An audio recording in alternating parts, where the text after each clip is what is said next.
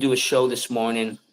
It's too hot outside. My phone couldn't survive the heat. It kept overheating and shutting off. So if you ever saw me go to the blue fan, it's because I gave it a quick cool down. But we try to go over common AC issues like connecting the gauges and making sure there's a proper reading, making sure there's enough freon in your vehicle. We also talked about the fan clutch.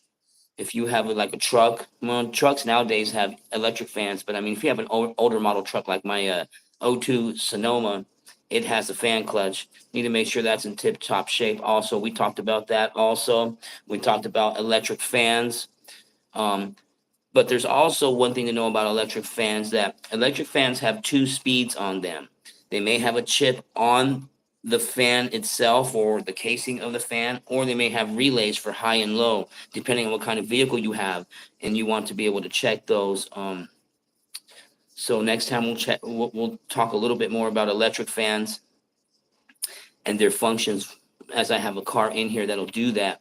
Electric fans, especially on a hot day like today here in Phoenix, it's supposed to be 111 degrees today. So about this time, it's 1:30. So if you stop at a light and you hear that fan like woo, very loud, I mean, the electric fan should be louder than your car itself, especially at a light. If you're not hearing that and your AC is getting warmer when you come to a stop, then you need to check that E-fan, make sure. Some of them have two, so they both need to be on when that AC is going, and some of them just have one with definitely turbo power speed. And you got to also think too, electric fans, just like the clutch fans, they lose power. They lose RPMs every year or so. So every year, if you have that car 5 years and you've never changed that clutch fan or, clutch to the fan, then that's something you need to think about. Also, the electric fans, every year they slower and slower and slower to where they'll just barely move. Always keep an eye on that, especially when it's very hot outside, or your AC is not going to work that good. Or those are things to look at when the AC is not looking that good. Yeah. Connections. Older cars, connections get bad, especially them old Buicks and Oldsmobiles. They have a plug this fat, but the connections were never good, and you'd have to go over there and wiggle it, and then the fan will turn on, and got to check your connections. Keeping the motor clean. Keeping the motor clean definitely helps from, finding a leak. It helps finding a leak. We use a black light, so every recharge I add a shot of dye in the system. So if the AC system does ever leak, then you break out a black light to find out where it's leaking from. Sometimes you'll find a hose leaking or the belly around the compressor, as we talked about before. Just got to take a look around. Lately, it's been a lot of condensers. If you're on the freeway, doing 65, 75, someone gets behind you, then spit a rock. Imagine how hard that rock gets spit at your car. That's why sometimes they make chips on your windows. They can actually hit your condenser as well. Those are always things with the black light, always good to look in those areas where the grill is. And, you'll always find a leak or an Armor All look on that. Yeah, visual check your hoses. If you hear crunch, crunch, it's time to change.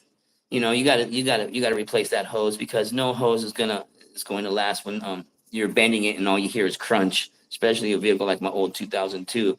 Some of that stuff's original. My blower motor still says AC Delco. I'm like, wow, I got 200,000 miles on that truck. Yes, refrigerant levels. Compressor issues. If the compressor isn't engaging, then check electrical connections. Sometimes if you wiggle the plug where the compressor is, sometimes that turns it on, because just wires get old and crunchy, and they lose some kind of power or something. I don't know what it is on that part, but sometimes just shake the connector, the compressor can turn on.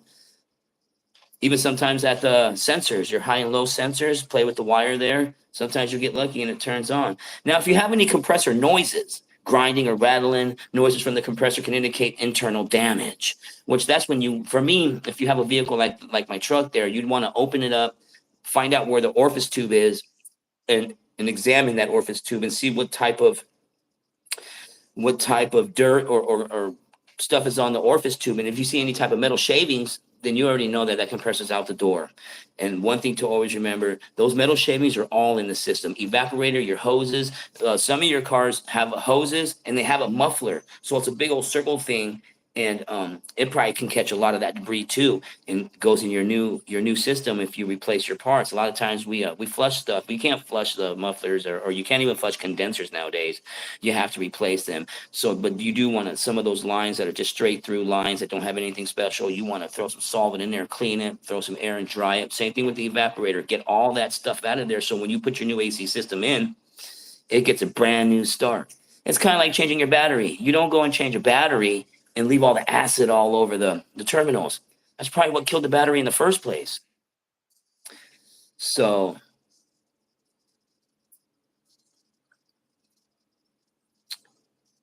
yep, just got to keep up with regular maintenance, regular maintenance. But those are the things I wanted to talk about today, and I didn't get to that point because my phone kept overheating, and it's just the worst thing ever. So it's just too hot out here. Next time when we do it, we'll do it under the shade here. We'll have my fans out, and we'll handle it. But yeah, replacing other components. You cannot just replace your AC compressor. A lot of people will always ask that question. Well, why? You know, if we change an alternator when it dies. Yeah, but an alternator is a charging system with a computer chip inside that keeps the battery maintained. An AC compressor is a pump that has to pump fluid through a system, and it has to do it clean. It has to do it with enough air to keep it cool so nothing overheats. And the same thing with your radiator water and coolant and stuff. You also have to make sure that's up to par, water pump and all that stuff. Because if your car slightly overheats or runs a little bit high, well, it's harder for a car to keep that AC cool while you have a hot car. So, always check your radiator fluid, and if it needs a flush, flush it. Or even changing the thermostat. Thermostat these days are common because they put them in this plastic little things to where if a plastic breaks, then the thermostat gets set at a certain angle and can't do its job. And that's the way we replace thermostat these days.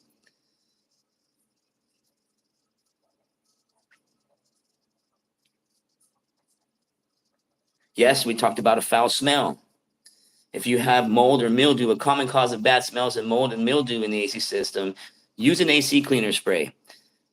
We talked about that in my video. Go back and check out the video and find out what company we used to do a deodorize, internal deodorize interior, make the car smell good. But what we use is alcohol based. It has alcohol so it can clean out all the bad contaminants that build in there to give you a better smell with a fragrance. I got a few smells like black ice and lemon and berries or something. But man, they smell good. Linen, fresh linen smells good. Fresh autumn, that one's a really smelly one. If you buy the ones from O'Reilly's, those don't really work. They're just air freshener in a can, just to spray all over the place, and it goes away. It's just an air freshener, so no big deal. I mean, go watch the video and find out what brand we use, and go check it out on Amazon and get yourself a can and try it if you have any mildew smell. We talked about cabin air filters. A clogged cabin air filter can restrict airflow, give you nothing. I mean, very little. And watch out what you buy at the O'Reilly's as well, because the really good expensive ones, they're very, very, very thick. And that restricts the flow as well. You feel nothing and wonder why. Get a cheap one. What I do is I go to Walmart and I buy at home. You got the big green one at home that's rewashable. Cut it down to size. $5, $6. They used to be $5. I think now they're $6. Went up $1 lately. But for $6, I mean, I cut them all out for my customers. And every time like one comes back a couple years later, we'll make sure we get in there and clean it out, put it back. But it's rewashable, and you're saving money and causing from restriction of airflow. So yes, always cabin air filter. Locate and inspect your filter and replace it if it's dirty. So that's what I wanted to talk about today. Dogs are going nuts. But we're gonna try something else. May go live tomorrow.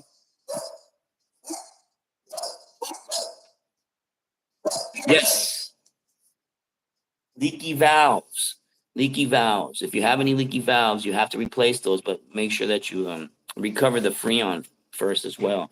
Schrader valves are used in the AC system to add or remove refrigerant. They are common points of leakage. And every time I do a service, I make sure I put new ones and I put new caps.